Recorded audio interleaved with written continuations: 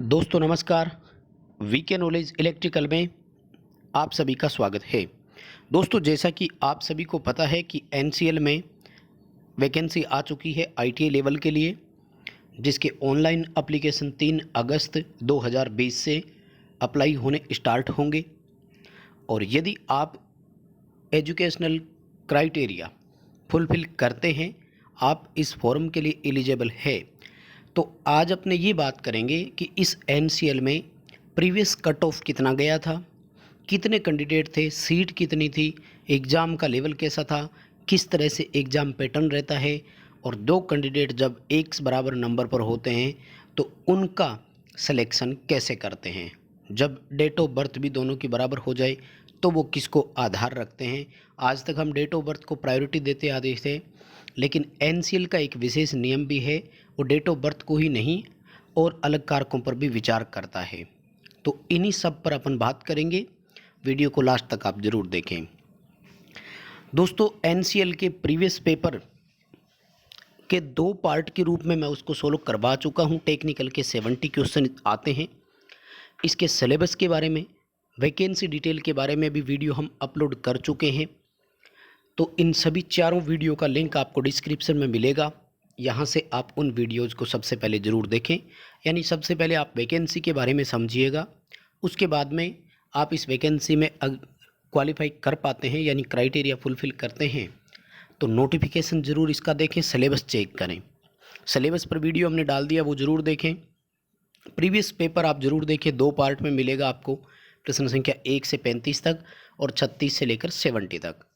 आज अपने इस वीडियो में बात करेंगे कि प्रीवियस वैकेंसी कब आई थी, कितनी आई थी, उसका एग्ज़ाम कब हुआ था।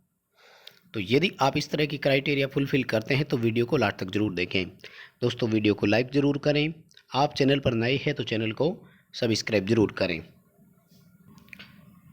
साथियों यदि लास्ट टाइम नोटिफिकेशन पर हम बात करें सबसे पहले, क्योंकि वैकेंसीज कितनी थी, सीट कितनी थी, उसी से हम मेरिट का पता करेंगे कि इन्होंने कैसे डिसाइड किया था मेरिट का। तो सबसे पहले यदि मैं बात करूं तो लास्ट टाइम ये एनसीएल सिंगरौली की है, इस बार भी सिंगरौली ही में ही है, और इसके अलावा सोनभद्र में भी दोनों जगह है इस बार। ठीक है, तो ये जो सबसे पहले NCL vacancy last time I थी, ये आई थी 26/11/2016 को, यानी लगभग आज से 3.5 वर्ष पहले। ध्यान से समझना, इसकी एक और बात भी हम करेंगे। एग्ज़ाम जो इसका हुआ था ना, वो बहुत लेट हुआ था दोस्तों। एग्ज़ाम इसका हुआ था 9 फरवरी 2020 को, यानी अब हुआ था। अब इसकी देखिए कई सारे मायने निकलेंगे। इतना लेट एग्ज़ाम होने की वजह से बहुत से स्टूडेंट ये एग्ज़ाम देने ही नहीं गए, क्योंकि लास्ट टाइम वैकेंसी में ऑफलाइन ही पेपर हुआ, ऑफलाइन ही कॉल लेटर सेंड किए इन्होंने, कोई ऑनलाइन सिस्टम इनका नहीं था। तो 26/11/2016 को वैकेंसी आई थी, और उस समय आईटीआई लेवल के लिए केवल 2 ही पोस्ट निकाली थी। आईटीआई इलेक्ट्रीशियन ट्रेनी कैटेगरी 3 जो इस बार भी है, इसके अलावा इस बार मशीनिस्ट, टर्नर, वेल्डर और फिटर के लिए अलग से आई है। हेम ऑपरेटर ट्रेनिंग कैटेगरी 2 ये 159 सीटें थी उस टाइम, और इस बार इसकी पूरी वैकेंसी का नोटिफिकेशन ही अलग आया है। दोस्तों याद रखें, एनसीएल में 2 वैकेंसी है अभी।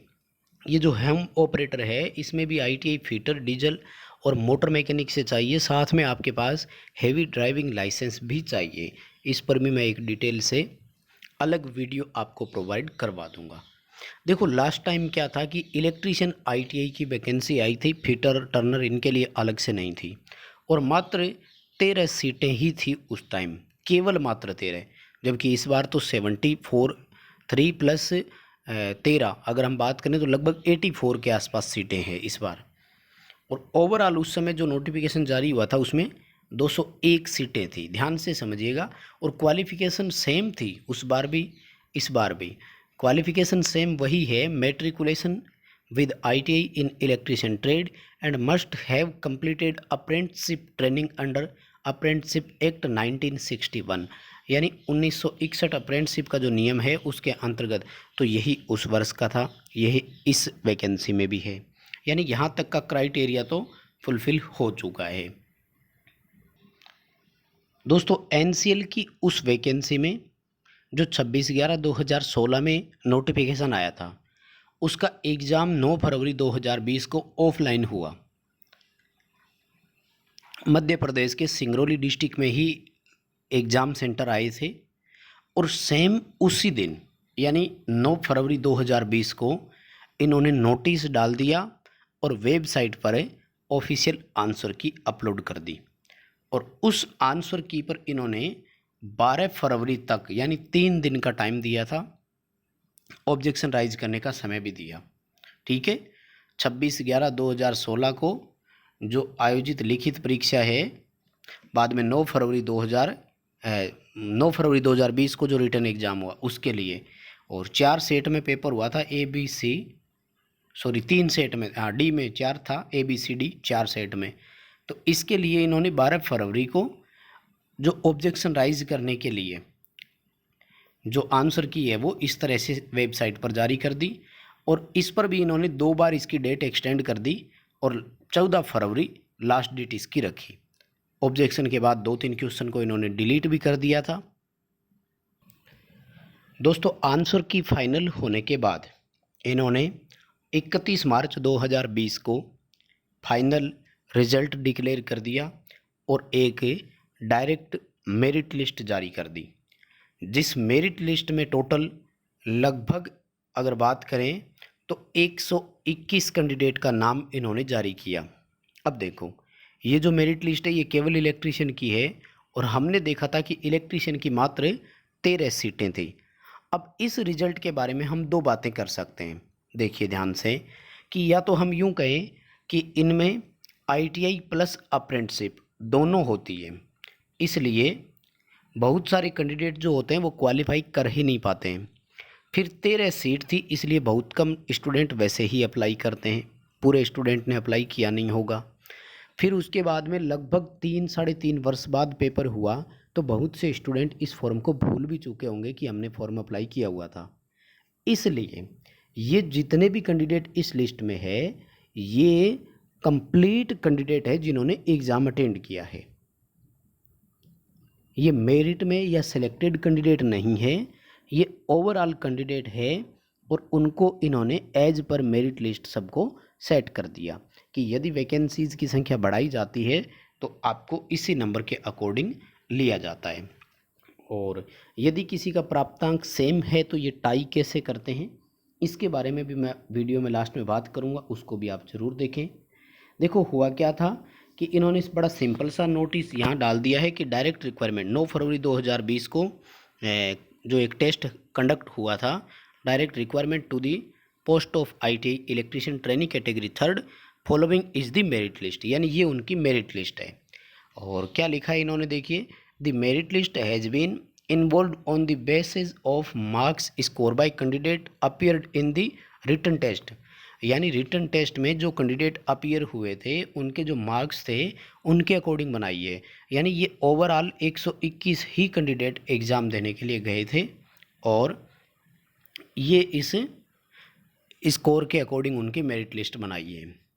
प्रत्येक कैंडिडेट का इन्होंने नाम, roll number, father name, category और पार्ट ए और पार्ट बी में कितने कितने मार्क्स आए थे, टोटल मार्क्स कितने बने, ये भी है। देखिए ये जो टॉपर यहाँ था, इसके पार्ट ए जो 70 मार्क्स का आता है, जैसा कि मैंने पहले भी बताया था, और इसमें कोई नेगेटिव मार्किंग नहीं होती है, इसमें से इसके 68 मार्क्स हैं। और पार्ट बी में जो 30 मार्क्स का होता है उसमें उसके 26 नंबर है, तो ओवरऑल 94 थे। यानी ये 94 और उसके बाद में 90 86 ये ओवरऑल इस तरह से चल रहे थे, और ये इनकी कैटेगरी वाइज थी। अगर मैं बात करूँ सबसे कम मार्क्स वाले कैंडिडेट के लिए, तो देखिए मिनिमम कैंडिडेट जो है उनके 40 नंबर वाले हैं।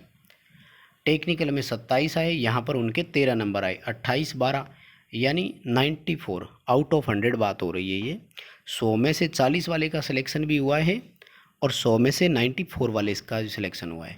अब इन्होंने अलग से कोई कट ऑफ जारी नहीं की, लेकिन इसके साथ इन्होंने लिख जरूर दिया कि अपॉइंटमेंट लेटर जो है ये ऊपर वाली मेरिट लिस्ट के अकॉर्डिंग ही दिया जाएगा। मेरिट लिस्ट के अकॉर्डिंग यानी यहाँ अगर अपन बात करें इसमें, तो उसके बाद में फाइनल जो है इन कैंडिडेट्स को ये इनकी मेरिट लिस्ट के अकॉर्डिंग जो अपॉइंटमेंट लेटर है वो सेंड किए गए थे।